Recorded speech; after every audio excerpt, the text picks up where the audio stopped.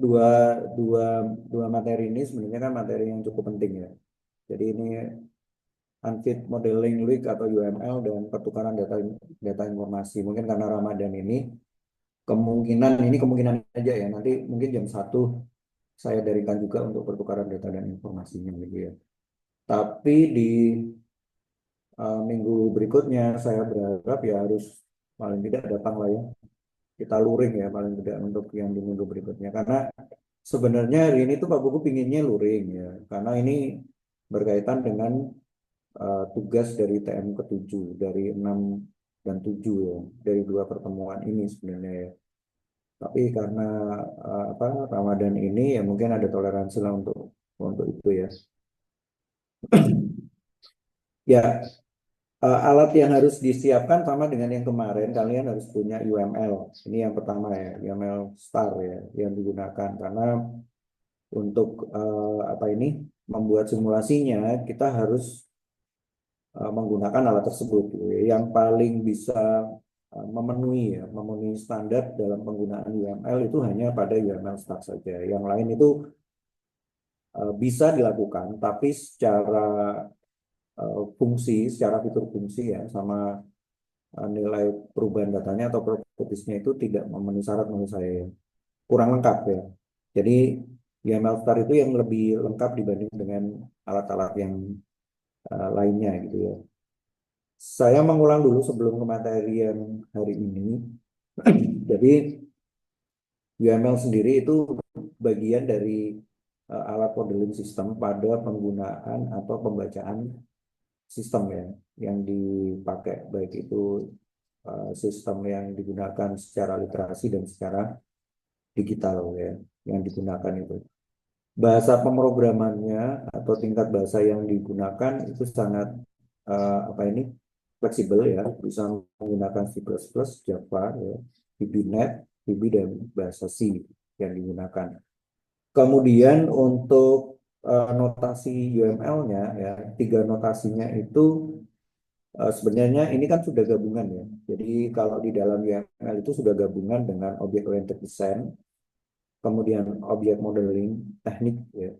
Kemudian ada Everett Jacobson ya. Jadi objek oriented software engineering.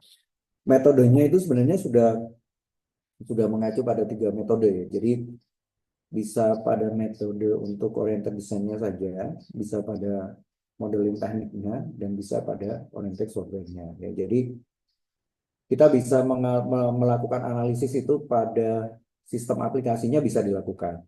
Kemudian pada develop untuk perancangan sistemnya kalian juga bisa melakukan. Jadi analisisnya ada tiga yang bisa digunakan tergantung bagaimana kebutuhan kita melakukan hal tersebut ya. Kemudian untuk perkembangan sejarahnya ini hal yang menurut saya cukup harus kita ketahui juga ya. Ini dikembangkan pada tahun 1990 ya dengan metodologi atau pemodelan berinteraksi objek ya. Bisa bayangkan pada tahun itu memang teknologi Microsoft itu cukup sangat luar biasa ya. Kemudian di situ ada Apple juga ya, ada IBM juga yang bergabung di sana ya. Maksudnya di persaingannya itu sehingga diciptakanlah bentuk informasi UML ya untuk mengetahui bagaimana suatu sistem itu bisa bekerja dengan baik. Metodenya kalau dilihat di sini secara objek pemodelan orientasi objeknya ya itu ada metodologi CODE ya, metodologi OSE, kemudian Scheller-Meller ya, dan metodologi WISPRUC ini ya yang digunakan. Ada 6 metodologi yang digunakan yang bisa dipakai ya untuk mengevaluasi sistem. Jadi perbedaannya itu ada dua. Jadi gini, kalau sistem itu model modeling sistemnya itu berkaitan dengan atribut, struktur data, elemen data, relasional datanya. Nah, itu kita gunakan dengan objek oriented ya, dan sejenisnya. Tapi kalau aplikasinya itu digunakan ya, jadi bukan ini kan perbedaannya digunakan dan uh, tidak digunakan ya. Jadi kalau tidak digunakan kita mengarah pada sistemnya. Tapi kalau ini digunakan itu mengarah pada manfaatnya. Nah, manfaatnya itu bisa menggunakan ujian seperti itu ya yang dipakai ya. Kemudian bisa menggunakan apa metode wawancara yang digunakan tinggal melihat nilai informasinya itu dilihat dari sudut pandang apa. Contohnya fitur fungsinya, penggunaannya. Rata-rata di bahan kajian itu biasanya penelitian itu menggunakan setelah ada manfaat, melihat manfaatnya ya. Jadi manfaatnya yang dilihat. Tapi sistemnya tidak pernah diketahui sama sekali ya. Bagaimana ini bekerja, berapa capaian nilai informasi yang dikerjakan itu belum ada.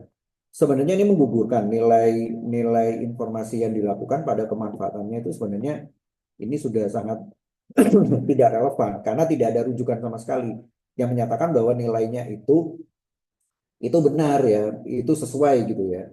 Nah, ini banyak banyak yang terjadi di luar dari metode ini dilakukanlah uji kemanfaatannya ya. Kemudian kita bisa melihat di sini ini kemarin Pak Gus sudah juga mengajarkan ya dan memperlihatkan ini bahwa ini kenapa bisa menjadi UML, bagian-bagian inilah yang digabung menjadi satu ya, menjadi satu.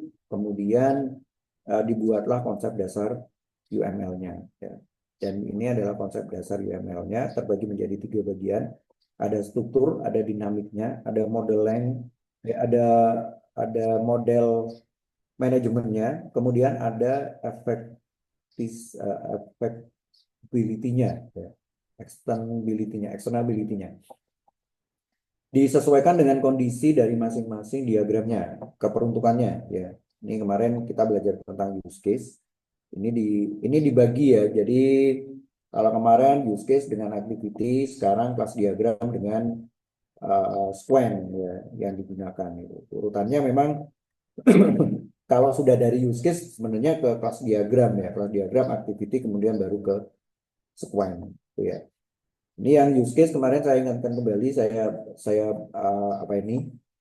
Saya sampaikan kembali bahwa kalau di use case itu kita menggambarkan tentang fungsionalitas sistemnya. Fungsi berarti fitur fungsinya yang kita gambarkan. Bagaimana interaksi antara aktor dengan use case pada sistem dan seberapa banyak relasi hubungan itu dilakukan dengan menggunakan relasi apa ini hubungan ya, mulai dari asosiasi, direct asosiasi, kemudian apa ini extend dan include yang dipakai. Nah, ini yang dikenal dengan nama use case diagram atau fungsionalitas diagram.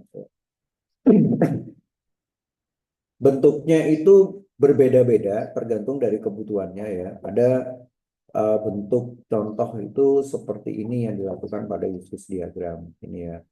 Jadi urutan alurnya itu banyak kalau kita mau gunakan. Kalau apa ini lebih detail ya gitu ya, lebih detail. Kalian bisa masukkan ke flowchart system atau flow map system dulu untuk melihat bagaimana sistem ini berjalan gitu ya. Sistem ini bisa bekerja dengan baik. Kemudian baru dimasukkan pada use case diagram seperti ini ya. Ini kalau kita memang bekerja dengan tim. Jadi kalau kalian bekerja dengan tim ini yang harus dilakukan gitu. Mengerjakannya bareng-bareng seperti ini. Kemudian ini yang lanjutannya dari yang kemarin yang sudah saya sampaikan yaitu use case diagram. Sekarang kita belajar tentang kelas diagram. Kelas diagram itu sebenarnya sama dengan relational table database ya. Tapi di sini itu lebih diperlihatkan ya. Jadi hubungan antara kelas ya, hubungan antara table yang digunakan. Relasionalnya sama dengan yang kemarin. Jadi kalau kita pakai 1.1, 1.n ya, n titik m. Nah, ini sama ya. Jadi satu entitas terhubung dengan satu entitas lainnya, satu entitas terhubung dengan banyak entitas lainnya seperti itu ya. Tergantung dari nilai batasan sistem dan informasi yang digunakan ya. Kalau kelas ya, kelas itu memiliki 3 area pokok seperti ini ya. Jadi ada nama, ada atribut, ada metode yang digunakan. Nah, metode itu adalah bentuk dari apa ini eksekusi nilai informasi. Contoh ya yang digunakan adalah metode simpan. Nah, itu dikenal dengan nama kalau di komponen sistem ya simpan itu dikenal dengan nama metode ya namanya itu adalah metode. Tinggal digantikan aja namanya ya seperti itu. Nama metode memang tidak sefamiliar pada waktu kita menyebutkan dengan button simpan seperti itu ya. Itu nilai itu lebih familiar karena kan lebih sering dilihat, lebih sering digunakan gitu ya daripada kita menggunakan dengan nilai informasi sistem yang sesuai dengan komponen sistem yang digunakan ya. Namanya metode sistem seperti ini. Atribut metode itu dapat memiliki salah satu dari sifat berikut. Jadi kalau kita sudah ini ya sudah mengetahui tiga area pokok informasinya itu ada sifatnya ya. Ada private, ada protected, ada public ya. Jadi kita harus harus mengetahui nilai asosiasi yang digunakan ya. Jadi kalau private itu dipanggil dari luar kelas yang bersangkutan, kalau protected itu hanya dapat dipanggil oleh kelas yang bersangkutan dan anak-anak yang mewarisinya. Maksudnya itu turunannya ya kalau digunakan. Kemudian kalau public itu dapat dipanggil oleh siapa saja ya. Jadi bisa digunakan oleh siapa saja. Nah, kelas sendiri itu adalah implementasi dari sebuah interface. Jadi kalau ini kita gambarkan, kalian harus punya antarmukanya dulu ya. Jadi antarmukanya itu strukturnya seperti apa? Nah, itu harus dibuat dulu ya. Jadi metodenya contoh di sini interface ini tidak dapat langsung diintersiasikan ya, tapi harus diimplementasikan dulu menjadi sebuah kelas. Jadi kalian harus membuat strukturnya dulu ya. Ini nama entitasnya itu apa? Kemudian di situ dimasukkan dengan apa ini atributnya itu berkaitan tentang apa saja. Kemudian mana primary key-nya, mana secondary key-nya yang digunakan ya. Itu harus terimplementasikan dulu. Itu harus ada pada bagian tersebut ya. Jadi tidak tidak boleh tidak itu harus masuk di situ dulu ya. Jadi kalian harus buat dulu. Nah, kemudian yang berikutnya adalah hubungan antar kelasnya. Jadi di sini itu kita sama dengan yang melakukan dengan yang kemarin, ya, relasi hubungannya. Tapi di sini itu lebih pada nilai table kelasnya. Ya. Jadi hubungannya itu contoh asosiasi, agregasi, ya, pewarisan, hubungan dinamis. Nah, ini itu yang ada pada kelas, ya, yang digunakan pada kelas. Jadi kalau dilihat pada gambar ya, jadi kalau kita melihat pada contoh di sini ada contoh ini ya, kalian bisa melihat contohnya di sini. Nah, ini saya besarkan dulu ya. Nah, jadi kalau kita melihat di sini bagian contoh kelas diagram ini ya secara struktur kita tidak hanya menggunakan nilai uh, informasi dengan nilai yang dihubungkan secara relasional aja. Seperti ini ya, 1.0 seperti ini. Kita juga bisa melakukan kajian dengan menggunakan agresi ini ya, agresi. Atau kalau kita melihat kemarin itu kita gunakan dengan apa ini simbol panah yang di atas seperti ini ya. Jadi terhubung ya, general ya, generalization seperti ini. Kita bisa bisa menggunakan seperti ini. Tapi kalau digunakan itu posisinya terbalik. Kalau kita kemarin general itu ke bawah ya pada waktu kita menggunakan model use case. Kalau di sini itu generalnya itu ke atas dibaginya. Jadi tiga kemudian dihubungkan menjadi ke atas seperti ini. Jadi general ini terspesialisasi, tiga ini terspesialisasi dalam satu table seperti ini. Contohnya table payment ya. Ini kas kredit dan cek yang digunakan. Ini ya. Dan memang kalau dipakai pada table ya, table class terutama ya, rata-rata memang paling banyak itu menggunakan relasional ya. Jadi menyertakan dengan nama-nama seperti ini sih yang digunakan itu ya. Jadi agresi itu hubungan yang menyatakan bagian terdiri atas apa saja gitu kan. Pewaris itu hierarki kelas yang diturunkan dari kelas yang lainnya. Contoh dari atribut ke metode. Ya. Dan untuk dinamisnya itu merupakan bentuk pesan yang dipakai ini ya. Pembuatannya itu kita memang harus membuat strukturnya dulu kalau kalian mau menggunakan ini ya. Jadi kalau mau menggunakan bahan seperti ini untuk mengetahuinya kalian harus memakai tabelnya dulu ya, tabel kelasnya dulu. Kan kita bisa melihat di sini ya. Kalau customer, entitas customer terdiri dari atribut nama dan alamat. Ya, ordernya itu tanggal dan status waktunya. Ini itu bagian plug untuk penghitungan tag total dan total week-nya yang digunakan. Ini adalah asosiasinya ya pembayaran. Jadi memang harus dibuat ada bentuk seperti ininya ya, yang dilakukan ya, yang digunakan. Nah ini ya, dari time-nya dan sebagainya. Nah kita bisa memasukkan ini, ya kalian bisa menggunakan ini. Oke. Jadi silakan dibuka UML usage star-nya. Silakan dibuka UML usage star-nya. Saya buka dulu UML-nya di sini.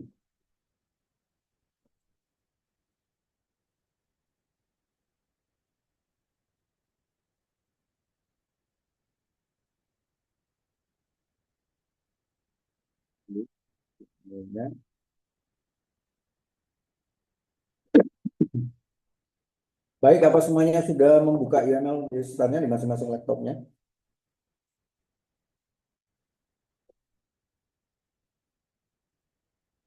Monitor, apakah sudah dibuka semuanya alatnya?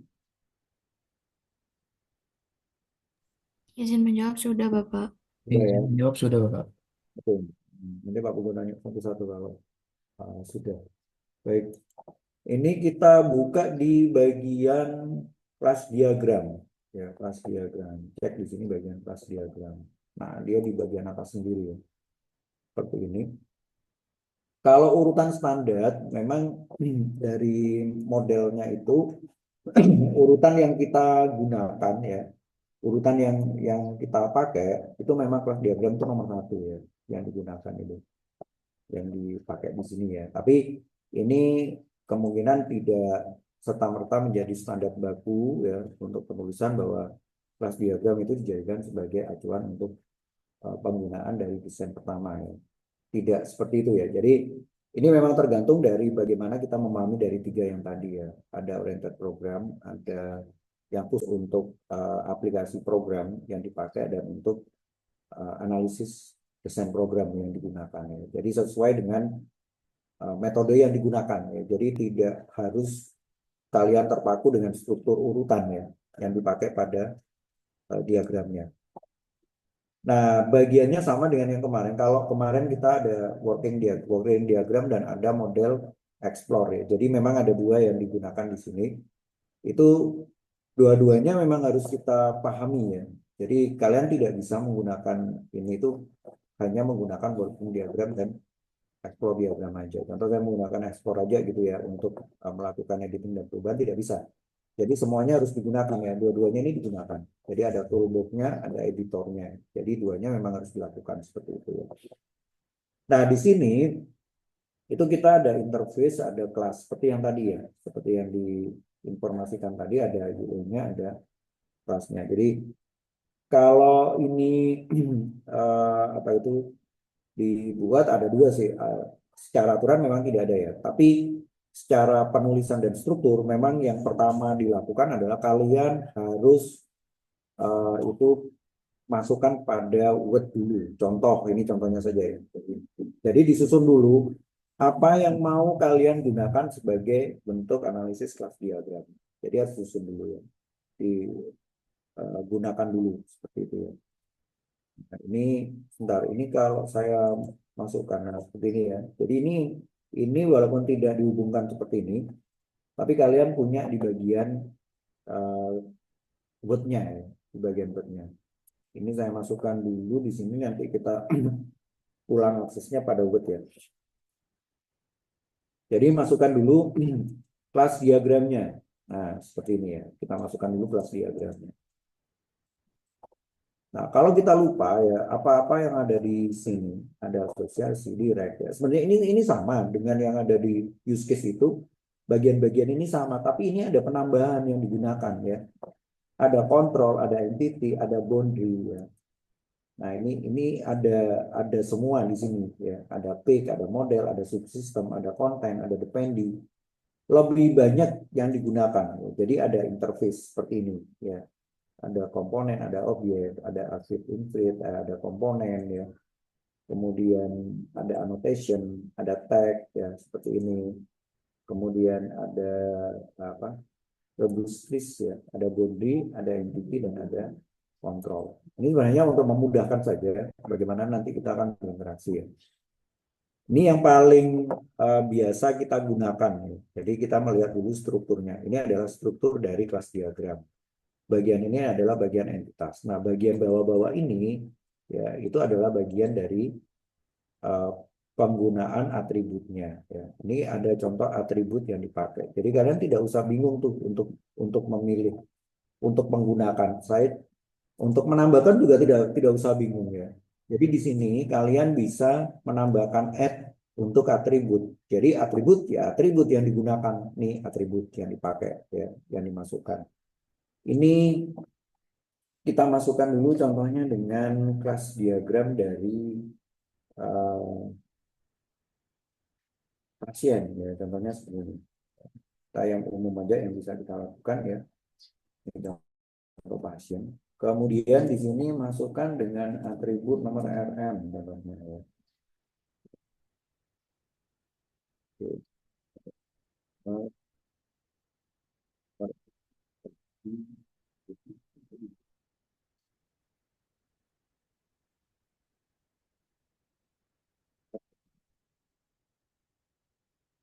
Kemudian nama. Oke. Nah, dari sini ini akan kita hubungkan dengan poli ya. Lebih mudah. Ini tidak bisa di copy paste, jadi kalian harus buat kembali seperti ini ya. Nah, seperti ini. Kalian harus buat kembali seperti ini. Oke. Jadi ini contoh dari poli. Oke, di poli. Di sini ada nomor RM. Kemudian kita tambahkan dengan atributnya. Atributnya dua seperti ini ya. Ini atribut dua. Nah, nomor RM, nama, kemudian masukkan di sini dengan kode poli, kode poli. Kemudian di sini kita masukkan dengan keluhan.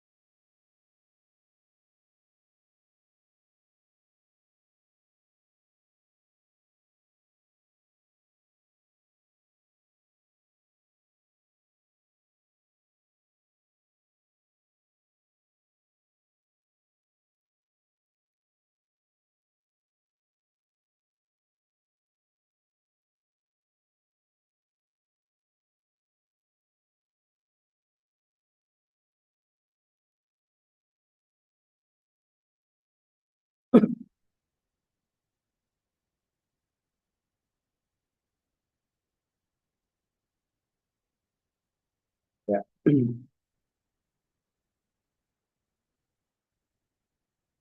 Keluar sendiri ya.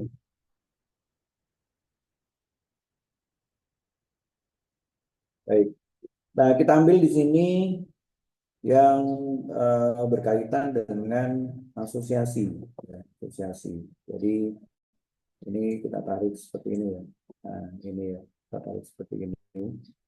Kemudian di sini kita cek, di sini ada add node, ada order n ya, kemudian ada add constraint. Ya.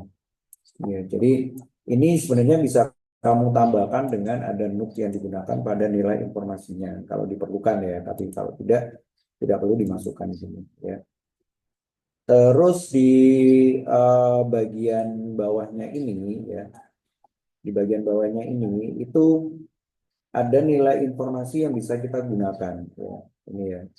Ini bisa dipakai sebenarnya ya di apa ini digunakan ya di sini. Nah, ini bisa ada share, bisa ada komposif gitu ya yang digunakan. Kemudian ada nilai dokumentasinya juga yang dipakai. Nah, ini bisa dipakai. Ya, bisa digunakan ini.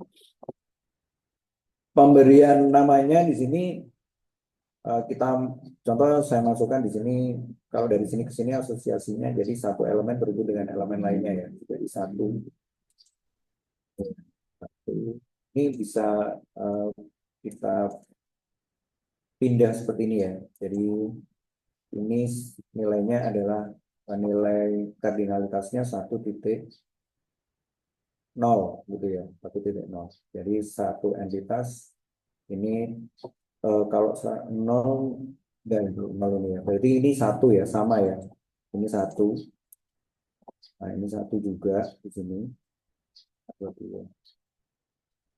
Nah, sini ya. Satu. Nah, jadi satu entitas ini terhubung dengan satu entitas lainnya ya, dalam bentuk nilai poli.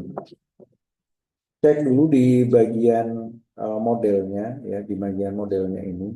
Kalau di bagian di modul itu kita mencontohkan dengan nilai informasi yang berkaitan dengan totalnya. Jadi kalian sebenarnya bisa menambahkan di sini ya. Ini kita bisa menambahkan di bagian bawahnya ini ya. Bagian bawahnya ini sebentar ini masukkan dulu yang bagian ini template.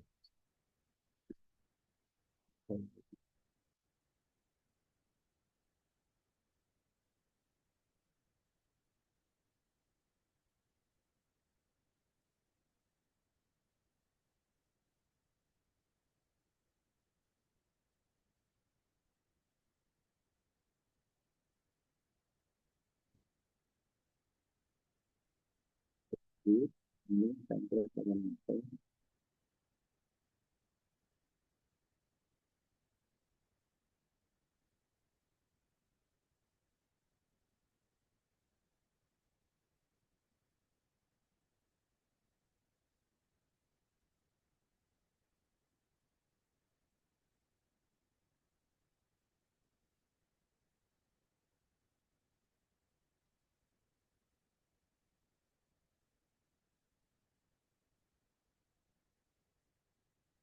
ini memang tidak sama dengan bentuk kelas diagram lainnya ya. Jadi kita memang harus punya penambahan sendiri ya dengan item ini.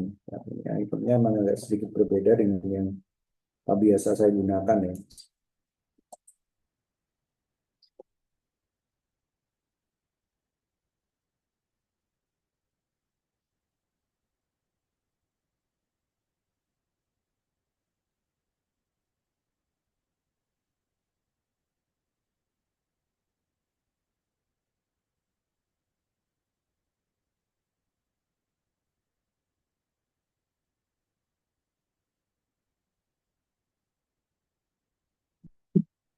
Mungkin ada yang bisa menambahkan, saya bisa dibantu.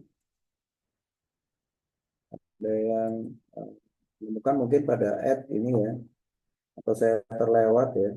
Saya cari kok tidak ada nilai yang bisa diisi di sini gitu.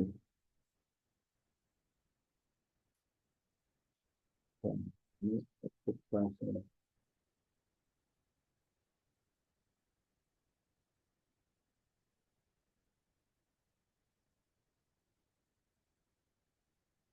Oh iya, ini ya. Baik,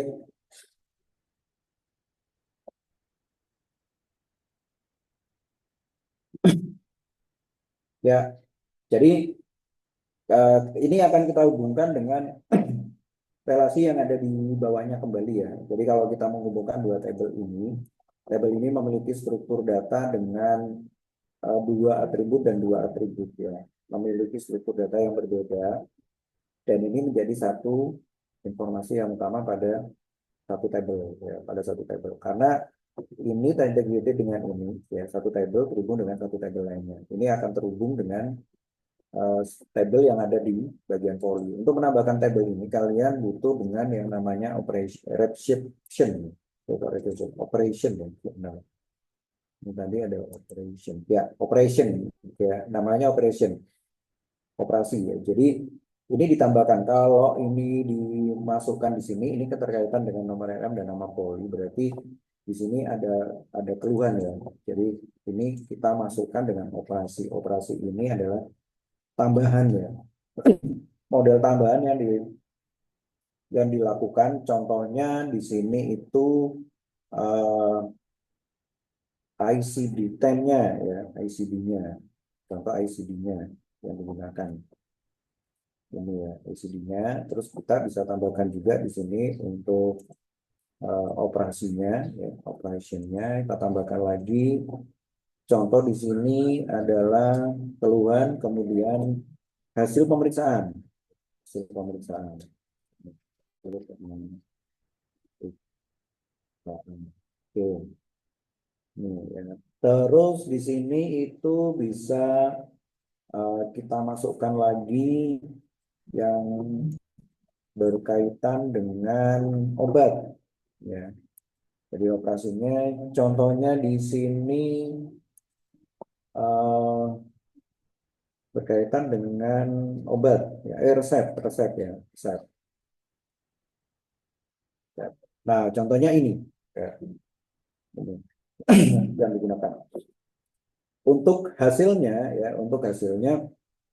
ini tergantung dari bagaimana relasi ini akan digunakan. Ini akan tertuju kemana. Ya. Jadi kalau kalian mau membuat dari table class diagram seperti ini, kalian bisa membuat strukturnya dulu, informasinya itu akan mengarah kemana, ya, akan alurnya itu akan seperti apa bentuknya gitu kan.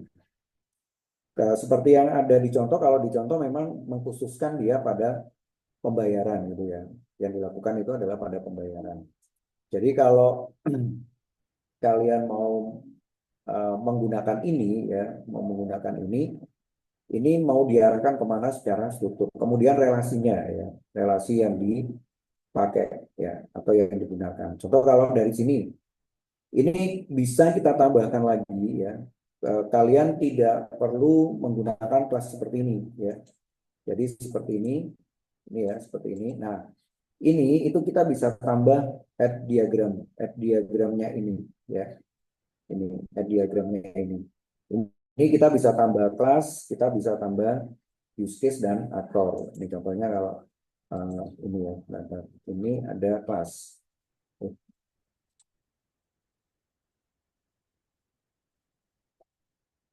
Oh ini ya. Jadi ini jadi kalau diklik pada add itu untuk pengisian nilainya, jadi bisa operation dan atribut. Tapi kalau pada pengisian ini ya, pembagian ini, turunan dan sebagainya, kalian bisa klik 2 kali di sini. Nah, seperti ini ya. Jadi kita bisa cek di sini ada subclass, ada digunakan pada add superclass ya, yang digunakan itu. Kemudian ada profit interface dan ada liquid interface untuk dihubungkan. Di sini juga ada add association class dan di sini juga ada add aggregate class sama add composite class ya. Nah, ini sudah sejadi satu ya di sini. Jadi kita tidak perlu melakukan apa ini penambahan secara manual ya. Contoh saya tambahkan di sini dengan menambahkan add subclassnya, add subclassnya. Nah, ini ya. Ini adalah add subclassnya yang digunakan di sini. Sama dengan yang lainnya, kalau kalian mengalami kesulitan untuk membuat garis lurus seperti ini ya, kalian bisa klik seperti ini jadinya ya. Jadi apps kelas ini kan sama dengan yang kemarin ya, kalau pada waktu kita belajar tentang apa ini use case ya, use case-nya. Jadi kalau general itu berarti terspesialisasi dari polinya ya. Jadi ini adalah terspesialisasi dari table class poli. Jadi kita sudah punya di sini ICD hasil pemeriksaan dan resep ini ya yang digunakan. Jadi kelas ini itu kalian bisa menambahkan dari model ini. Ini ya. Jadi model ini. Kalau ini ada hasil pemeriksaan dan keluhan, contoh ini bisa ditambahkan dengan diagnosa. Nah, ini diagnosa seperti ini. Nah, untuk penambahannya sama ya, ya diagnosa ini bisa kalian tambahkan kembali di sini. Jadi ini saya bisa klik seperti ini. Kemudian nanti saya bisa memilih dengan atribut. Mau ditambahkan dengan apa kalau diagnosa ya? Contohnya di sini adalah kodenya. kode penyakitnya, kode penyakit. Oke, terus sudah itu kita tambahkan dengan nama penyakitnya. Ribut lagi. Nah, ini ya nama penyakit. Oke. Nah, ini masuk di sini di ICD-10, hasil pemeriksaan dan resepnya. Ini ya yang digunakan. Nah, diagnosa ini itu tersub lagi dengan eh, bagian generalization ini kalian boleh ya. Saya contoh mengambil dari yang ada di sini ya. Ini kalian bisa tambahkan untuk diagnosa itu bisa kita ambil dari ini. Ya, diperbolehkan sama sekali ya. Ini dilakukan ya. Jadi ini contoh saya masukkan kembali seperti ini ya. Nah, ini sorry. Ini kemudian saya pilih di sini kaitannya dengan superclass itu.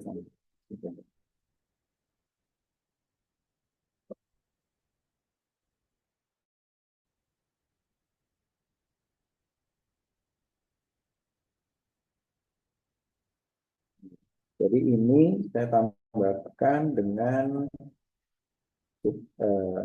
add subclassnya, subclassnya ini ya, buat seperti ini.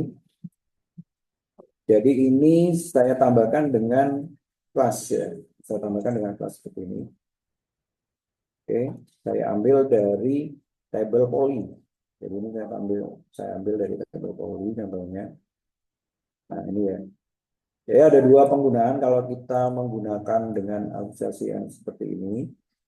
Nah ini ya. Ini kalian juga bisa membuat seperti ini sebenarnya yang dilakukan.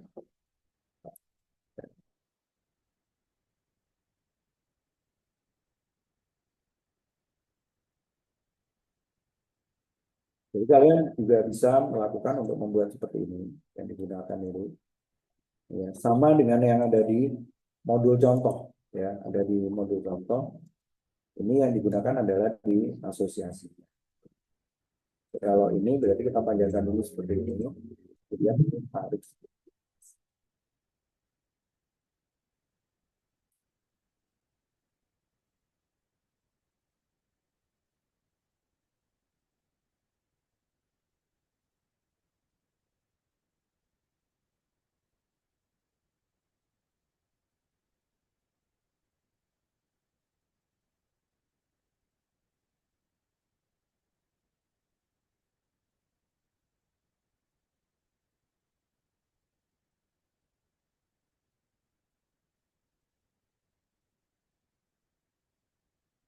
Ada yang ditanyakan dulu?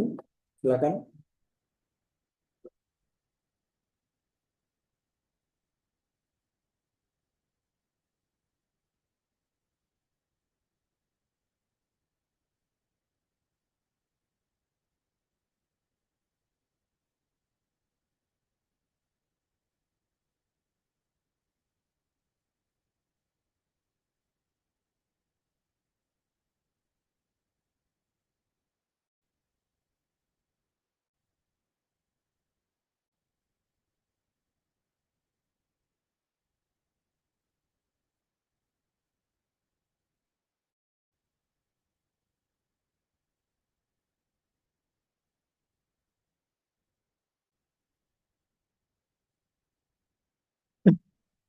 Ya, ini memang apa ini fungsi dari relasinya itu sangat banyak sekali ya yang bisa kita gunakan ya, yang bisa kita pakai di sini.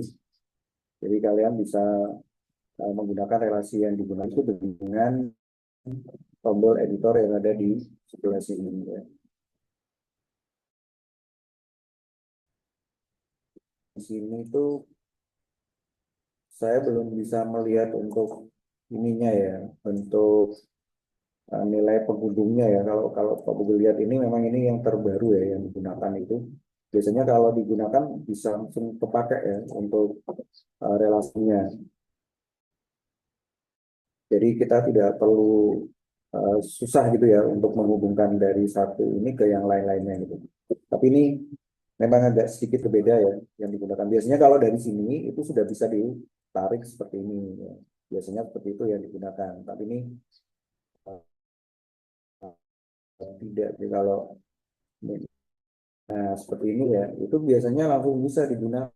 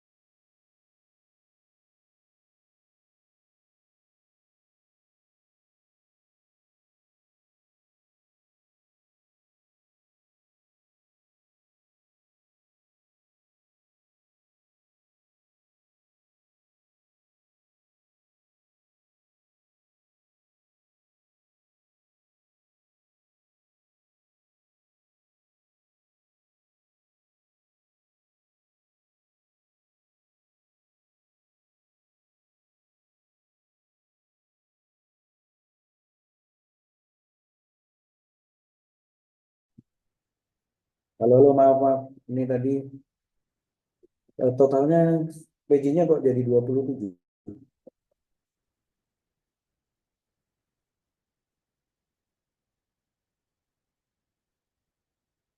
Jadi,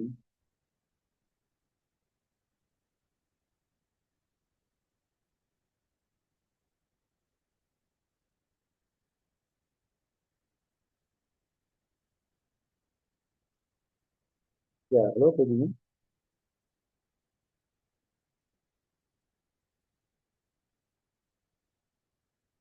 Menurut suara saya bisa terdengar. Izin menjawab bisa, Bapak. Ya, ini semakin berkurang ya. Sekarang jadi 27 ya.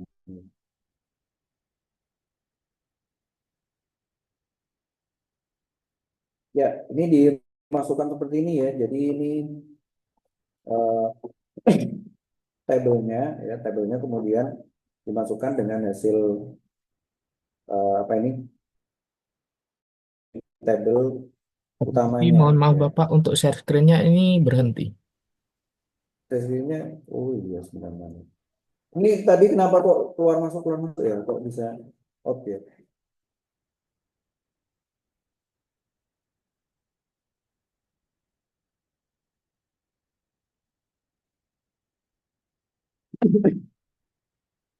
Ya, ya baik saya. Oke, seperti ini ya hasilnya itu. Ntar ini untuk spesialisasi tabelnya di yang di tabel ya dipakai dengan spesialisasi tabel subspesies namanya. Ini saya tadi mengecek poli ternyata bukan menjadi subspesialisasi tabel utama tapi dia kardinalitas dari satu tabel ya. Baru kalau diagnosa ini bisa dikatakan sebagai tabel yang general ya terspesialisasi dengan tabel yang lainnya. Jadi kalau ini dihubungkan, lakukan hubungan ini ya, kalian bisa cek dua kali seperti ini. Di sini sudah disertakan dengan adanya add profit interface dan ada requit add requit interface ya. Juga ada agregat kelas yang bisa digunakan. Ya, sebenarnya ini bisa dihubungkan seperti ini ya, bisa dilakukan seperti ini. Kalau kalian mau menggunakan itu bisa seperti ini. Jadi bisa dilakukan seperti ini, bisa dilakukan dengan manual. Ya, kalian bisa melakukan manual seperti ini, dihubungkannya. Nah, ini ya, dihubungkan seperti ini juga bisa. Ya, jadi dia ada dua fungsi penggunaan, bisa dilakukan dengan pakai otomatisnya, bisa pakai manualnya. Jadi kalau ingin apa ini untuk mengecek bisa menggunakan yang manual seperti ini. Kalau saya seringnya saya menggunakan manual seperti ini ya yang digunakan. Tapi tetap ini tidak bisa memunculkan nilai kardinalitasnya ya. Jadi kalau kita melihat posisinya di sini memang ini satu elemen terhubung dengan elemen lainnya ya. Ini yang digunakan untuk melakukan kajian ini itu terhubung dengan tabel yang lainnya ya. Ini kalian bisa memasukkan seperti yang tadi ini ya, seperti yang tadi. Tinggal dicek dulu kardinalitasnya ya, posisinya. Apa ini kardinalitas posisinya itu posisi satu atau posisi banyak. Nah, itu kalian harus cek dulu, harus dilihat dulu. Posisi di sini poli dengan diagnosa. Ini ya, berarti kan ini bisa kita tambahkan dengan satu, seperti ini, dan ini bisa ditambahkan dengan N, seperti ini. Ya. Jadi satu entitas poli bisa berhubungan dengan banyak entitas diagnosa. Ini ya. Itu dari jumlah pasien yang masuk ya, yang disertakan di sana. Nah, ini yang digunakan untuk terspesialisasi dari satu tabel utama. Bentuknya seperti ini. Sebenarnya mainnya sama ya. Kalau kita gunakan, karena ini kan hubungannya dengan basis data. Jadi kalau kalian menggunakan ini, itu kalian harus hafal basis datanya, harus hafal tabelnya, harus tipe karakter datanya, sama panjang karakter datanya. Itu kalian harus hafal sekali, ya, harus bisa sekali. Karena nanti di sini itu kita menghubungkan informasinya. Ini ya, kita menghubungkan informasinya. Saya melihat lagi di modul ini, itu kaitannya tidak hanya berkaitan dengan informasi dari satu informasi seperti ini. Jadi dia itu bisa terhubung dengan informasi yang lainnya. Ya, jadi bisa bisa dilakukan atau bisa dihubungkan dengan informasi yang lainnya. Contoh, kalau kode poli ini tidak hanya berhubungan dengan diagnosa, dia kan bisa berhubungan dengan rawat jalan juga. Ini ya, yang digunakan, ya, yang dipakai itu juga bisa terhubung di sana. Nah, ini juga bisa kita hubungkan ke sana ya. Kalian juga bisa masukkan di sini. Contoh, kalau ini diklik 2 kali seperti ini, saya mau masukkan di sini add asosiasi kelas, penambahan asosiasi kelas, ya, atau penambahan kelas diagramnya. Ini bisa ditarik penambahan untuk kelas diagramnya seperti ini, ya. Ini diperbolehkan sekali nih, ya. Nah, seperti ini. Masalah letaknya itu tidak ada standar yang baku. Kalian bisa cek sendiri, bisa buat sendiri letaknya. Yang penting ini bisa terbaca dan bisa dilihat sebagai bentuk dari kelas diagram ya, yang digunakan. Poli ini IGD saya masukkan. Nah, terus di sini tetap kalau kita masukkan berarti di sini ada nomor RM, ya, nomor RM. Jadi kita masukkan juga add diagram di sini dengan atribut. Berarti di sini ada nomor RM. Nomor RM. Terus di sini bisa kita tambahkan lagi dengan atribut nama pasien. Nama pasien. Terus di sini diagnosa ya, jangan lupa dimasukkan diagnosa. Di sini atribut diagnosa.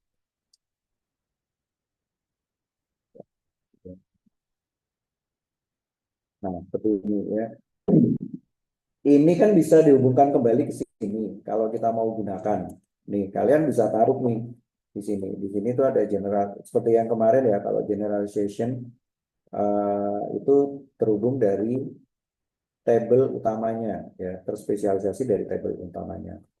Kalau ini dihubungkan dengan interface realization, ini akan terhubung dengan interface realization. Dependi, berarti ini kan merupakan bentuk tabel yang ketergantungan. Ini kan ketergantungan yang jelas, diagnosa dengan IGD. Pasti diagnosa ini ketergantungan dengan IGD ya, yang dipakai. Ini bisa kamu masukkan di sini, bisa ditarik seperti ini. Ya. Nah, ini diperbolehkan sekali. Ya. Ini bisa dipindah begini. Ya, bisa dipindah seperti ini. Kemudian ini bisa dibuat seperti ini.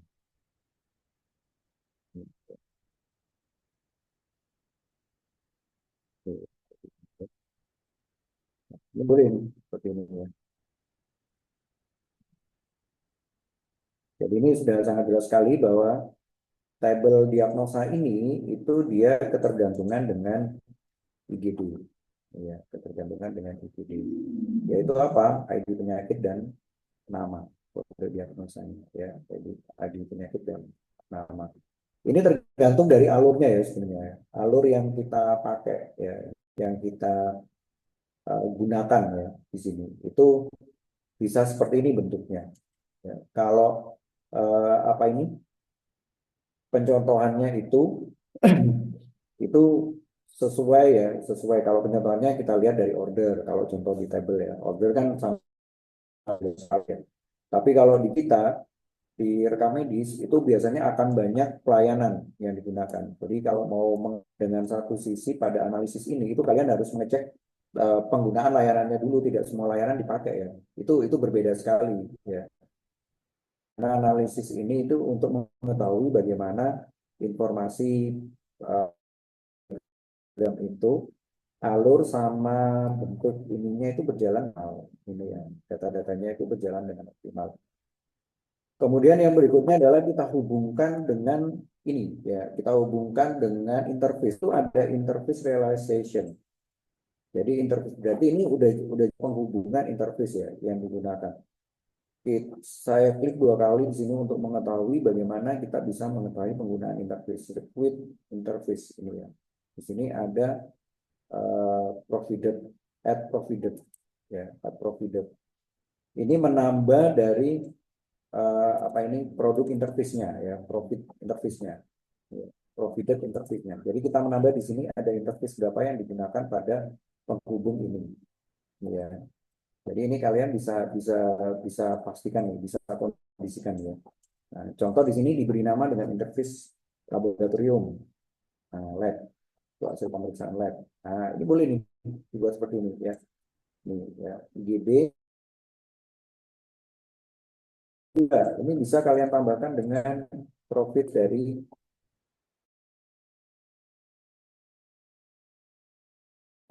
di sini saya pakai untuk interface yang berkaitan dengan farmasi di sini.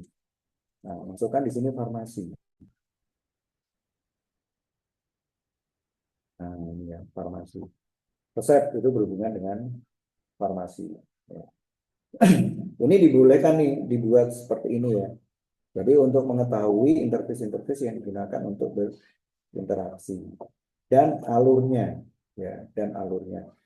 Nah, kalau ini nanti sudah digunakan seperti ini ya, sudah dipakai.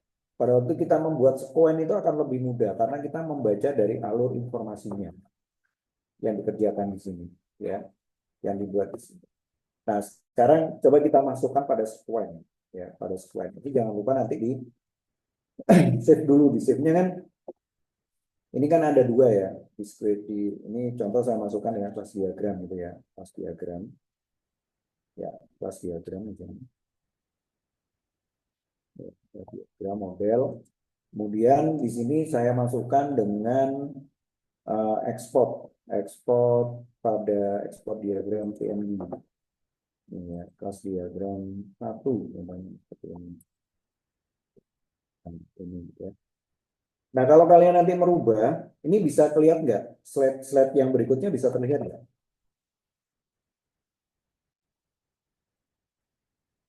Halo, monitor, bisa bisa terlihat nggak slide-slide berikutnya? Belum terlihat, Bapak. Ini masih tetap yang diagram tadi. Iya, ini nggak bisa ini ya, nggak bisa otomatis ya, saya merubah. Jadi saya harus bolak-balik berganti ya. Ini nggak bisa otomatis ini. Oke, jadi gini ya. Jadi kalau sudah selesai disimpan seperti yang tadi, itu kalian bisa ke Word kemudian ke Picture karena sudah diekspor tadi ya. Ini ada beberapa yang harus dilakukan. Ya, karena kalau dihasilkan itu nanti bentuknya seperti ini. Nah, mana tadi? Ini ya, class diagram. Nah, bentuknya itu seperti ini. Jadi ada watermarknya ya. Untuk menghilangkan watermark ini, kalian tinggal klik 2 kali seperti ini. Kemudian pilih yang correction. Ya, jadi dicek di sini yang correction mana yang gambar yang bisa terlihat dengan jelas ya dan dipastikan bahwa itu tidak eh, menjadi masalah ya. Oke, contoh seperti ini. Nah, ini akan hilang. Ya, jadi akan terlihat seperti ini bentuknya. Ya, jadi kelas diagramnya itu terlihat ya, bentuk informasinya itu sangat terlihat sekali ya, bisa kelihatan seperti ini. Oke, baik. Ini jadi saya harus stop ini ya, saya harus kembali. Nah, ini yang agak menyulitkan ya buat saya. Ini ya. Jadi kalau sudah punya seperti itu yang tadi, kita beralih ke model squen yang berikutnya. Ya, jadi kalau model model squen itu kalian harus punya ininya dulu. Kalau model squen ya. Jadi harus ada lanjutannya, tidak boleh berganti-ganti. Ya, squen ini modelnya standar bakunya itu sudah ada standar bakunya ya. Squen itu garis ya. Sama dengan Promet. Jadi itu menjelaskan tentang unit-unit yang dilakukan atau bagian dari masing-masing informasi yang terhubung ke informasi yang lainnya ya. Contoh kalau ini saya masukkan ke squen seperti ini. Nah, ini gambar dari squen ya, gambar dari squen. Nah, squen sendiri kalau kita melihat ya, ini kita stop dulu. Saya kembali ke modulnya, kita cek squen ya. Oke, kita masukkan squen di sini. Ini state diagram, ini activity. Ya. Nah, ini adalah squen. Ya. Jadi kalau sekuen diagram itu menggambarkan interaksi antar objek di dalam sekitar sistem. Ya, di dalam ya, maksudnya itu ada di dalam. Ya, di sekitar sistemnya itu di dalam sekitar sistemnya. Berupa misik ya, berupa diagram vertikal waktu, dimensi atau objek yang terkait. Jadi ini harus kalian pegang ya. Ini harus kalian apa itu? Kalian catat dulu kalau mau membuat ini ya. Kemudian masing-masing objek termasuk aktor itu memiliki lifeline vertikal, ya. Musik yang digambarkan secara garis berpanah pada satu objek ke objek yang lainnya. Pada fase desain berikutnya yang digunakan itu. Jadi kalau ini digambarkan, kita melihat di sini posisinya itu seperti ini bentuknya. Ya, objek memiliki sifat khusus, standar UML, icon khusus untuk objek boundary, control, dan persistent entity ya, yang digunakan. Ya, bentuknya itu seperti ini. Baik, ini saya hapus dulu, saya kembali pada UML diagram. Ya, ini ya. Ini adalah sequence diagram kalau digunakan. Jadi kalian bekerja pada batasan sistem sama pada use case diagram, sama persis pada use case diagram. Cuman ini kita masukkan dengan informasinya itu apa ini? Nah, ini ya, ininya itu harus dihapus dulu. Ini nama untuk sequence diagramnya itu apa? Ya, yang digunakan itu. Nah, kalau yang tadi adalah digital, pencatatan digital gitu ya. Alur digital. alur digital gitu ya. Alur digital. Nah, seperti ini ya. Alur digital poli. Alur digital poli. Kalian harus buat ini dulu. Nama batasan sistemnya adalah alur digital poli. Ya, baru kita masukkan labnya. Ya, labnya itu ada di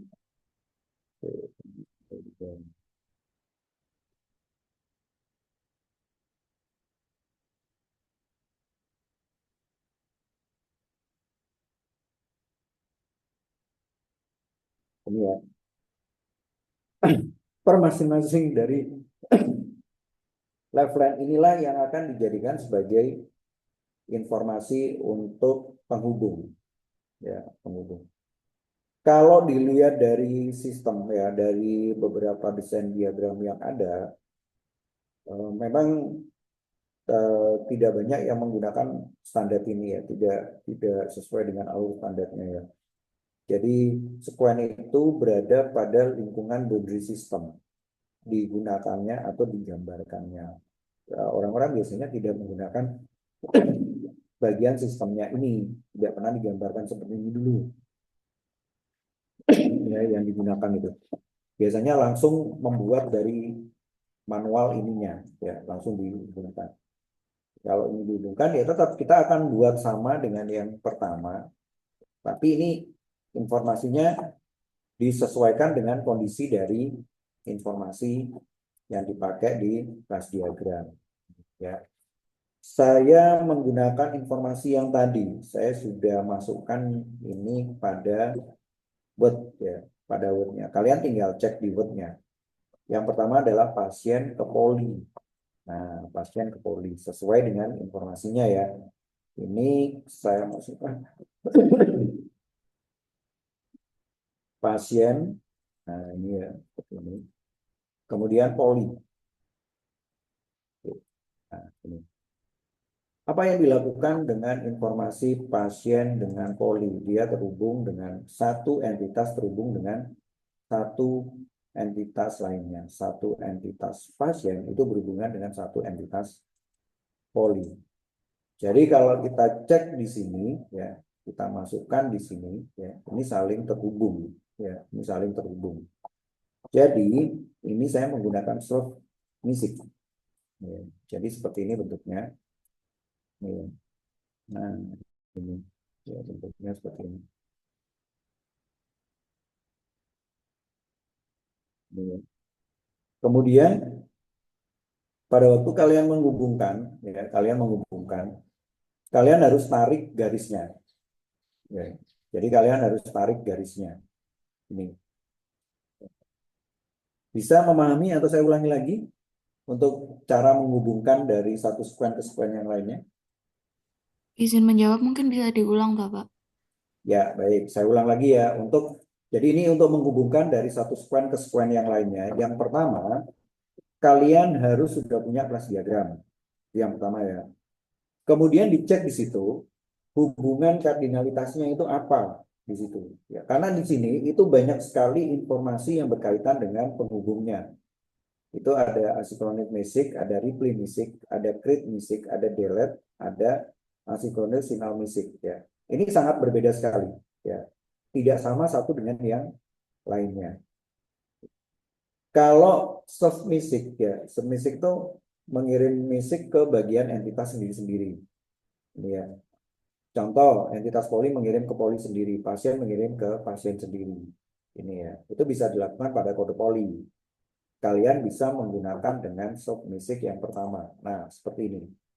Ini ya, ini seperti ini. Nah, kalau yang pertama seperti ini tidak bisa dihubungkan dulu. Kalian harus membuat pesannya dulu, ya, membuat pesannya. Jadi yang pertama yang dilakukan adalah ditaruh seperti ini dulu. Ini ya, ditaruh seperti ini dulu.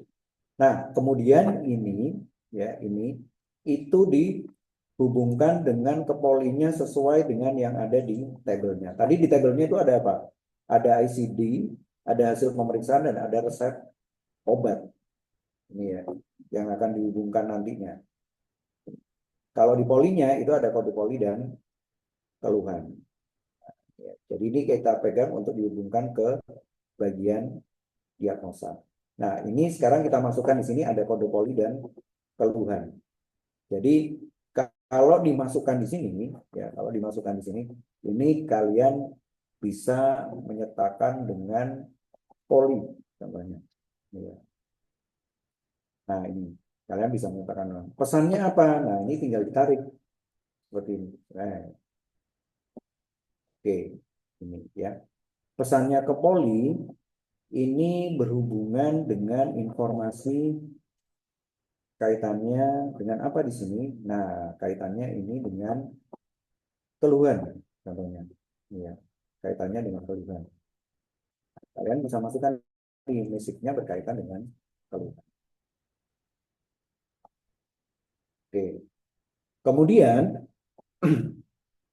di sini ada informasi yang berkaitan dengan diagnosa. Ya, poli ini terhubung dengan diagnosa. Ya.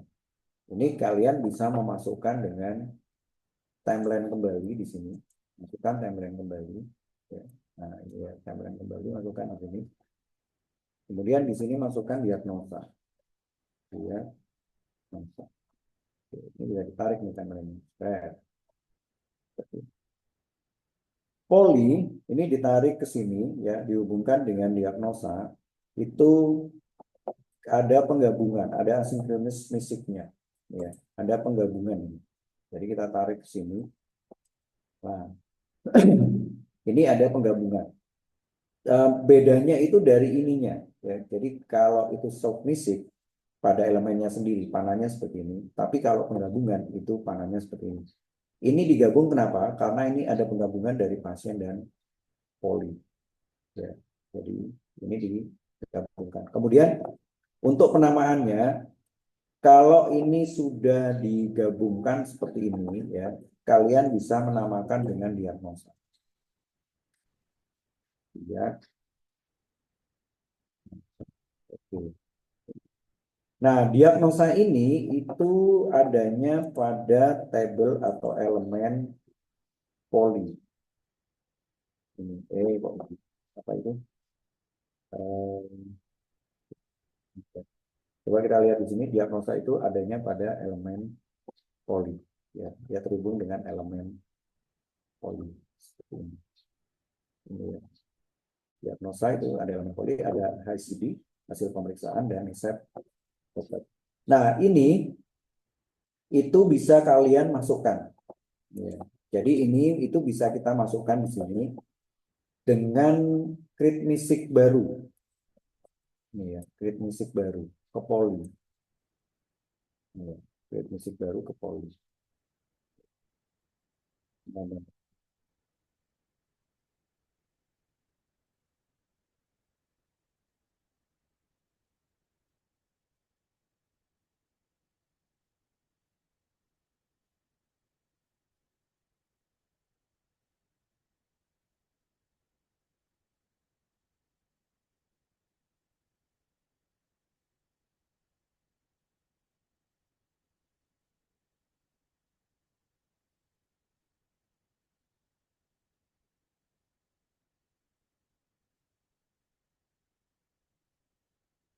Ini ya. Jadi ini diagnosa, kemudian dikirimkan pada informasi dengan 3 entitas lainnya. Seperti yang tadi ya. Diagnosa ini berkirim. Yang pertama adalah ICD, menggunakan pesan. Kemudian pesannya ini berkirim kembali, dia menggunakan informasi ini. Ya. Ini harus dicek dulu ya pada tabelnya. Kalian harus punya tabelnya nih. Hasil pemeriksaan dan resep. Jadi di sini adalah hasil pemeriksaan.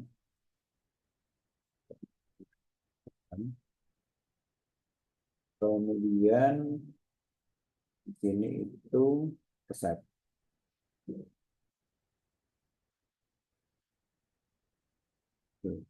Jadi, nah ini ya. Jadi diagnosa ini dia berada pada posisi timeline waktu yang di entitas poli. Ya. Walaupun di situ kita terlihat ada timeline untuk entitas, tapi karena ini dia berhubungan, kita melihat dari tabelnya ya. Karena dia tersub, jadi kalian tidak diperkenankan untuk membuat timeline. Kalian harus membuat terhubung dalam bentuk pesan ya. Nah, yang berikutnya adalah di diagnosa itu ada keterhubungan dengan IGD. Ini beda. Ya, IGD ini beda. Kita harus membuat lifetime sendiri. IGD namanya. IGD. Oke. Nah, ini lifetime sendiri namanya IGD. Nah, ini itu adalah terspesialisasi dari ketiga informasi ini. Dari diagnosa, dari hasil pemeriksaan, ya, kemudian dari resep. Ya. Ini bisa kita tarik nih. Kalian bisa tarik ya. Kita tarik ke sini. Nah, oh ini guys.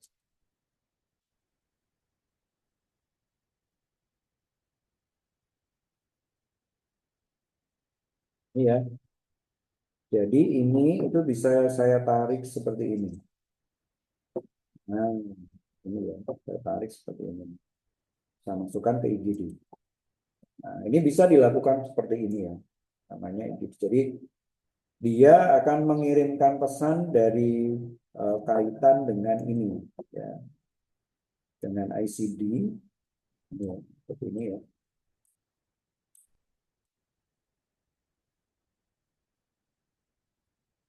Seperti ini.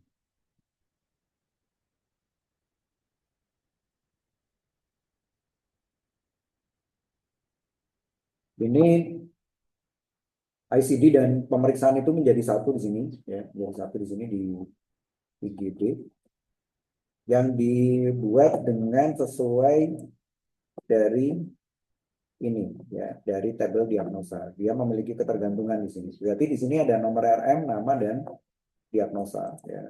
Jadi di sini kalian masukkan dengan nomor RM, bisa ya dimasukkan seperti ini, nomor RM. Kemudian nama dan diagnosa.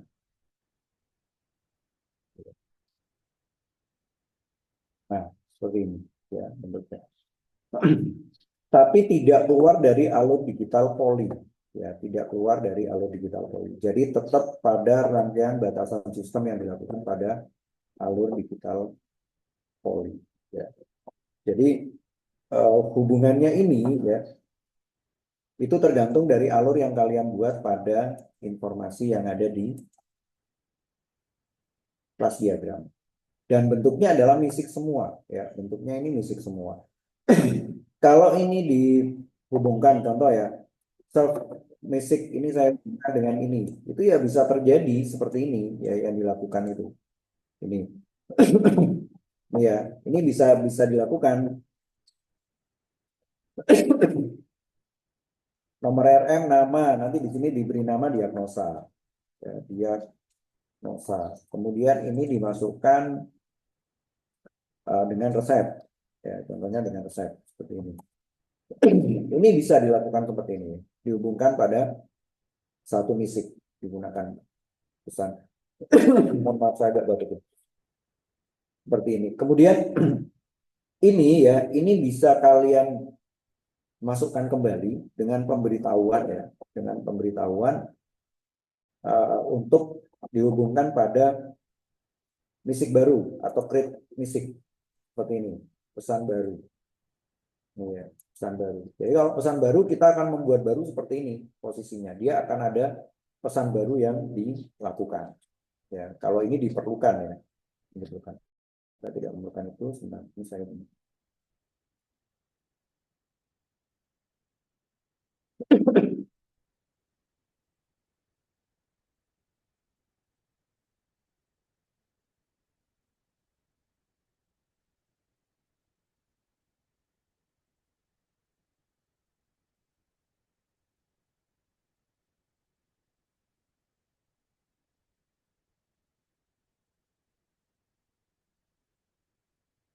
ini kalau yang lagi yang ada di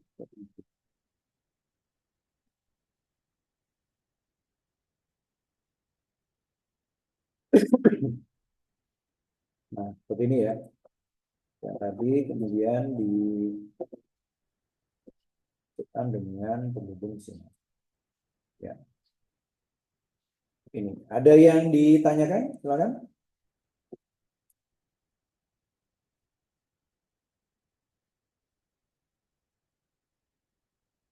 Intinya kalian harus memiliki informasi yang ada di kelas diagram dulu. Ya. Jadi kalau membuat ini, itu kalian harus punya informasi dari kelas diagram. Biasanya pada bagian basic ini akan runtut dengan banyak informasi. Ya. Ini bisa 20, bisa 30 lifetime lifeline ya, lifeline yang dilakukan per masing-masing kegiatan yang digunakan ini. Itu bisa sampai 30 data ya yang dipakai itu. Seperti contoh yang ada di modul ya, di modul tidak begitu banyak digunakan ya, banyak yang dipakai. Dan itu bisa dilakukan dengan informasi yang berbeda. Contoh kalau saya masukkan di sini dengan informasi delete message, delete pesan, saya tarik dari poly ke, nah ini ya, destroy, apa yang dihapus di sini. Ya, contoh di sini saya hapus berkaitan dengan pesan ini ya, keluhan pasien ya, keluhan. Nah ini ya, ini dihapus dari poli ke pasien yang digunakan ya, yang dipakai itu. Ini pasien, kemudian ini poli. Terus ini tadi berkaitan dengan diagnosa. Terus yang ini berkaitan dengan ekstra. Jadi kalau saya menambahkan dengan apa ini penghapusan gitu ya, berarti ada metode yang digunakan untuk dihapus pada sistemnya ya, yang dipakai itu. Jadi kalian boleh kira-kira di mana posisi untuk penghapusan sistemnya ya, penghapusan informasinya yang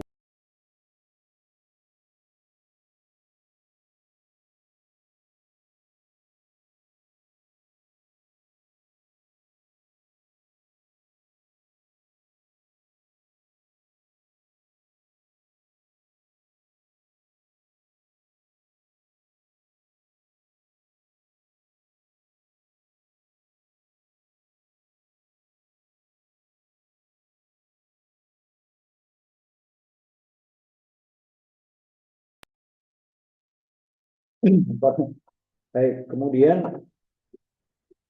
kita lihat lagi di bagian informasi untuk ini ya, untuk toolbox-nya pada sequence diagram itu banyak ada informasi yang digunakan di toolbox-nya ya. Di situ juga ada endpoint.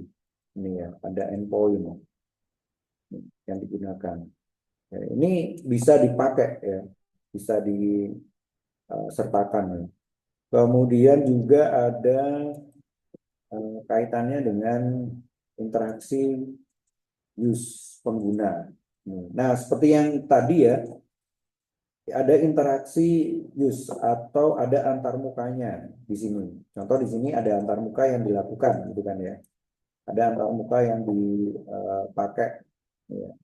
Ini berkaitan dengan apa? Coba dicek lagi di bagian kelas diagramnya. Farmasi.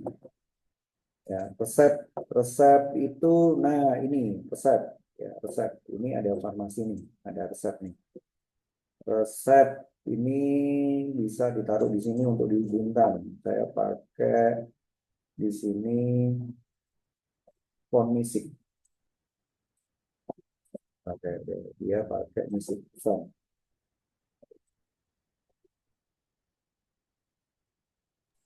Permisi Bapak, izin bertanya. Ya, Untuk yang diagnosa saya tadi itu pakai yang mana ya Pak? Yang nomor 3 ini message. Diagnosa. diagnosa ini ya, yang ini Bukan ya. yang atasnya Bapak, yang nomor 3. Yang dari Oh poli ini, diagnosa. yang Ya. ini ya nomor 3 ini ya. Ini Iya. pakai Misik, Tapi pakai Misik apa ya. kepala panahnya beda Bapak kalau pakai message? Oh, pakai yang ini, asinkron, asinkron, asinkron Misik. Oh nggih Bapak, saya coba nggih. Ya, asinkron Misik ya. Karena itu disinkron dari kode polinya. Ya, asinkron Misik namanya. Ntar ini saya menghubungkan dengan ini ya, ini tidak terhubung. Ini ada yang aneh. Tuh, tuh, tuh. Ini ada interaksi use. Interaksi use.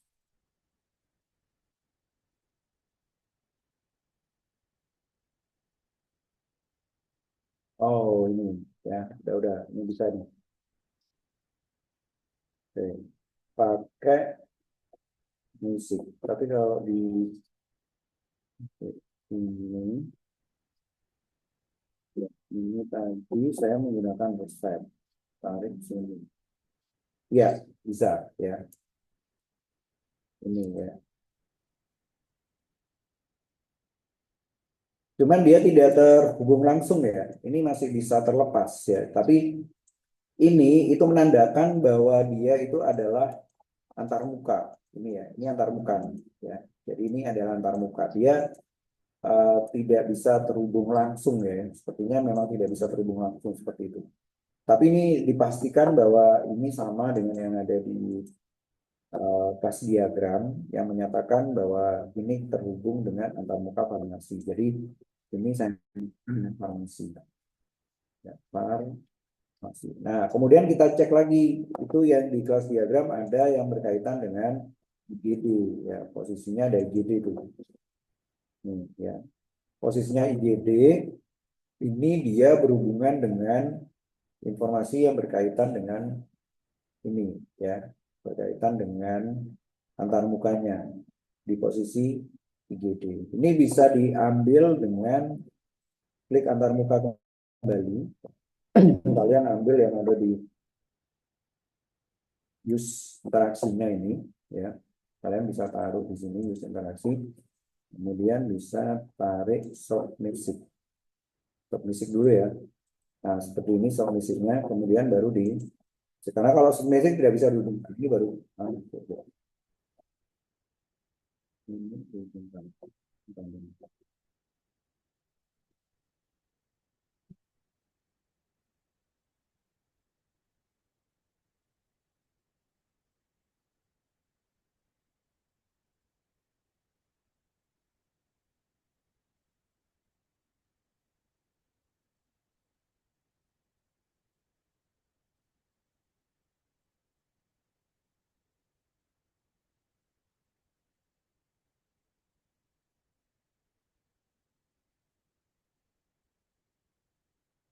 Harusnya ini bisa dihubungkan ya.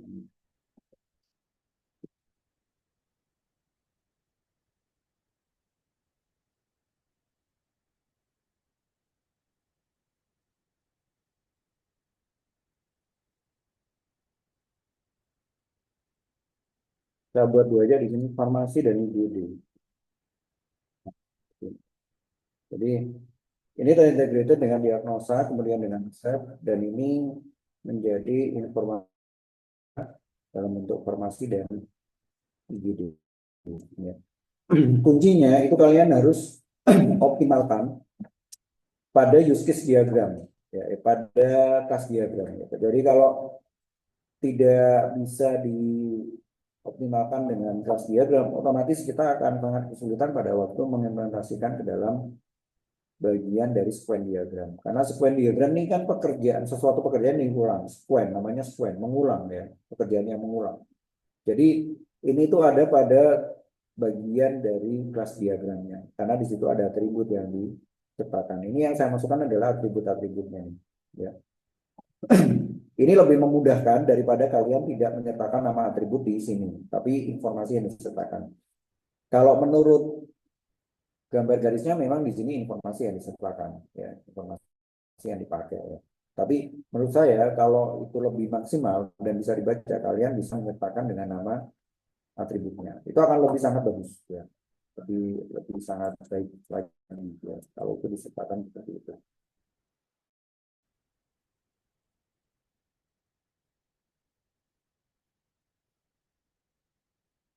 Kemudian,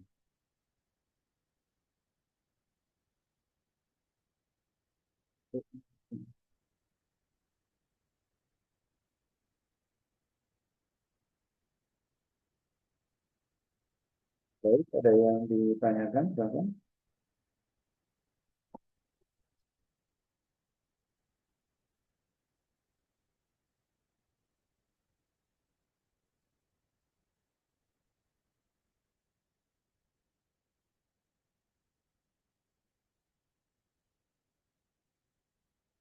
Tidak ada untuk end selesai atau start mulai, ya. Jadi kalau square itu hanya pengulangan aja, tidak ada informasi yang berkaitan dengan hal tersebut. Jadi kalau kalian membuat dengan diagram sequence, kalian cukup melihat posisi pengulangan dari informasinya saja, ya. Tidak ada end selesainya yang dilakukan. Cuman ini harusnya pada interaksi use case yang kedua ini harusnya ada informasi yang bisa disampaikan, ya. Ada yang bisa dimasukkan harusnya, ya. Jadi masuk bonus now musik ini harusnya masuk dari sini. Ini masuk, coba saya ambil dari sini, saya ambil langsung bonus musik dari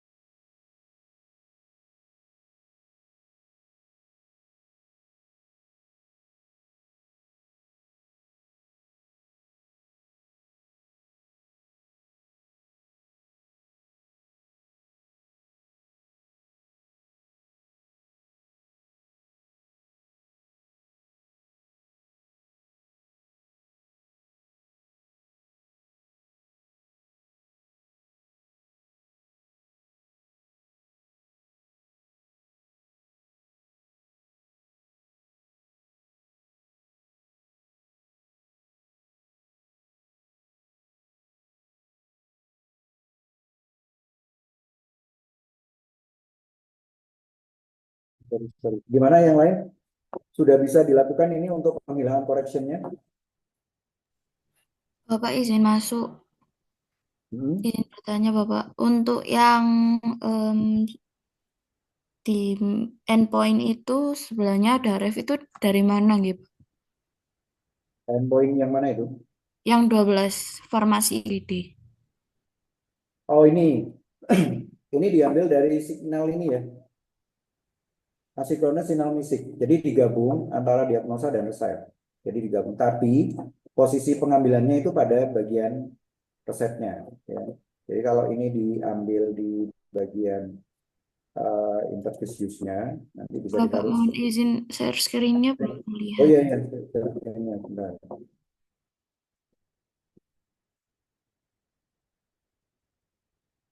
Ya, ini ya. Jadi kalau kalian ambil dari yang 12 ini kan bisa diambil pada bagian dari use case-nya ini ya. Ini bisa ditaruh seperti ini di use case-nya. Nah, ini ya.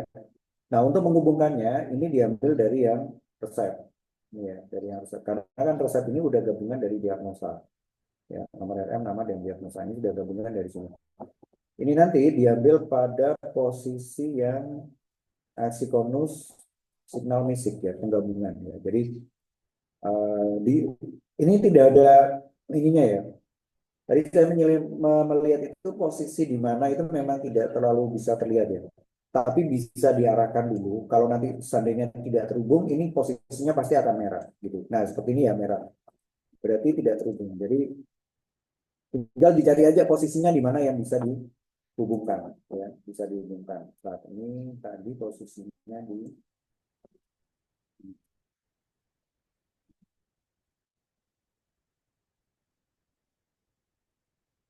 Nah, di sini ya. Posisinya itu ada di bawah ini, di kotak bawah ini ya posisinya itu. Saya mencoba untuk yang di atas itu memang tidak bisa ya. Sebenarnya kan ini rencana sih mau saya hubungkan ke poli gitu ya. Tapi dia tidak hasil mesinnya tidak bisa masuk di sana ini. Loh kan tidak bisa masuk ya. Dia masuknya bisa ke bagian bawah ya. Ini juga oh sorry. Ini endpointnya posisi tadi ini dia endpoint tuh endpoint.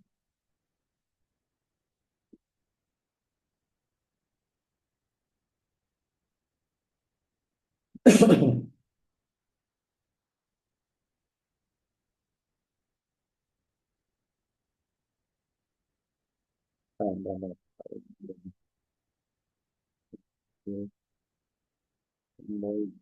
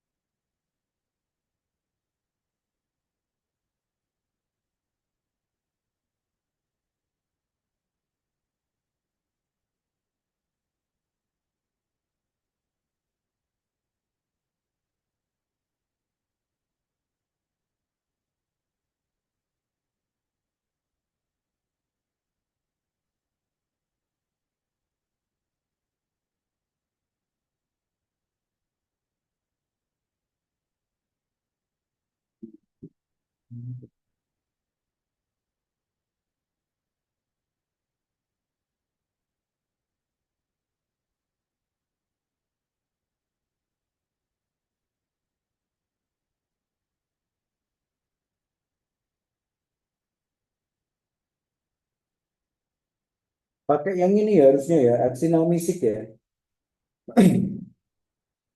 Tapi nggak keluar panah posisinya ya, nggak ada. Ya, ini harusnya memang pakai yang ini, Axinomisik. Mungkin ketumpuk yang tadi ya. Jadi ini ditarik seperti ini, pakai yang asinkronis misik pesan ya.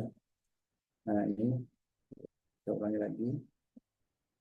Nah ambil yang ada di sininya, ya. Ambil yang ada di awal, kemudian ditaruh di sini, ya, untuk dihubungkan. Jadi di sini nanti akan masuk dengan resep. Ini farmasi ya, farmasi. Ini yang farmasi. Ini bisa kalian tarik seperti ini ya Pak.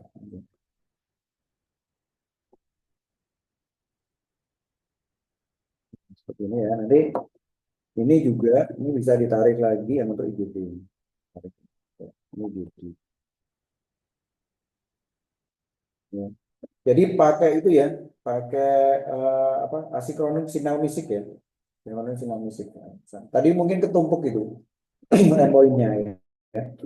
Kalau endpoint itu pengiriman sinyal pesannya saja ya, pembuatan sinyal endpoint pesannya kayak pertukaran data gitu ya, yang digunakan itu. Ada yang ditanyakan selama?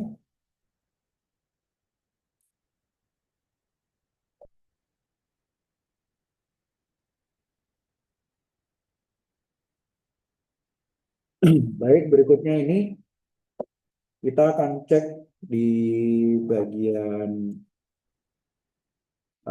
apa ini? Ini bagian.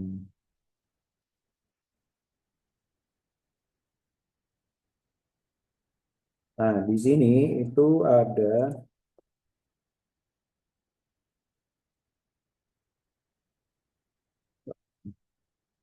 hasil perancangan TM7 ya. Kalian cek di TM7 itu saya menyertakan dengan ada satu artikel gitu ya. Ini saya bukakan dulu artikelnya.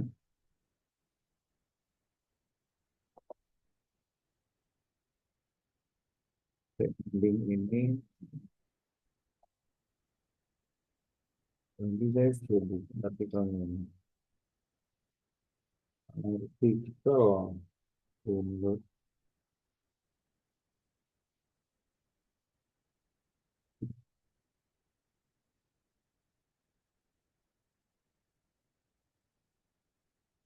Nah, ini artikelnya. Bisa terlihat ya artikelnya ya. Bisa, Bapak. Perancangan dan pembuatan rekam medis elektronik berbasis web dengan memanfaatkan QR code di Puskesmas Karyamaju Kabupaten Banyuasin Kalimantan ya.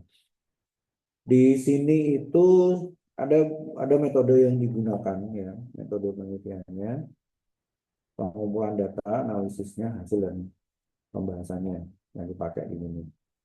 Nama perangkat yang digunakan, desain sistemnya. Desain sistemnya itu menggunakan kajian flow map diagram di sini ya. Tapi di sini itu sebenarnya kajiannya salah ya. Dia harusnya menyatakan flow map sistem RMA, flow map ya harusnya ya, bukan flowchart. Ya.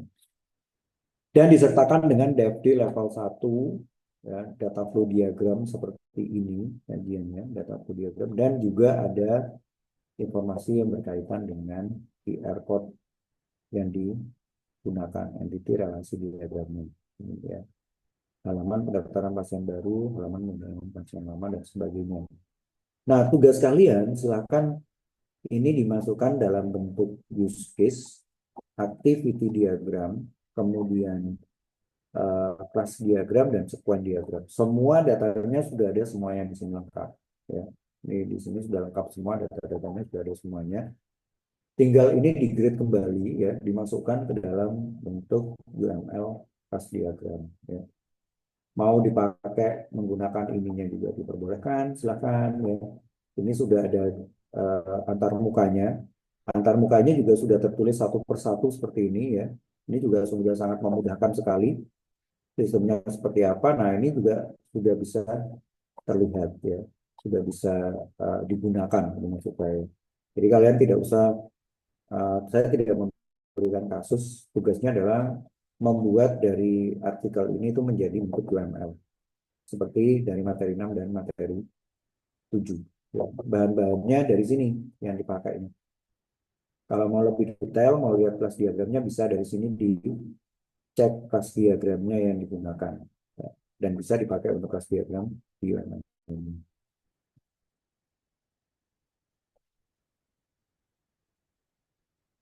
Baik, ada pertanyaan sebelum saya akhiri. Silahkan dilanjutkan. Nanti pengumpulannya ditunggu dari saya. Folder pengumpulannya ya. Ini. Izin Dibaca bertanya, dulu, Bapak. dan nanti baru Izin bertanya. dikerjakan. Mana ya? Eh, untuk tugasnya itu berarti membuat kelas diagram sama use case saja ya, Pak, dari artikel ini. Dari use case, dari 6, dari yang ke-6 kemarin. Jadi membuat use case, activity, kemudian membuat kelas, dan membuat yang terakhir adalah square. Jadi ada 4 diagram yang dibuat. Baik, Bapak.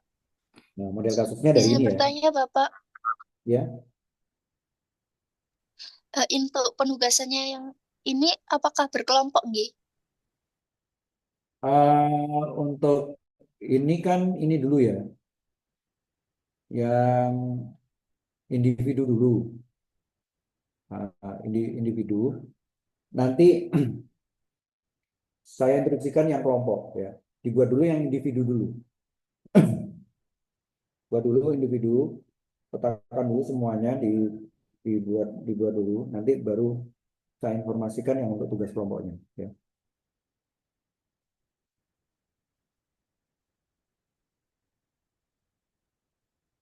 Baik, terima kasih, Bapak.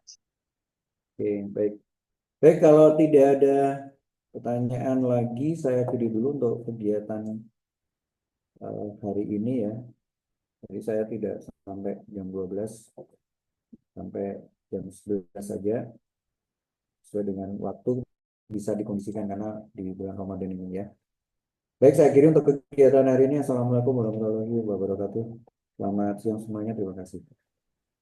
Waalaikumsalam warahmatullahi wabarakatuh. Terima kasih, Bapak. Selamat siang. Terima kasih, Bapak. Pak, selamat siang.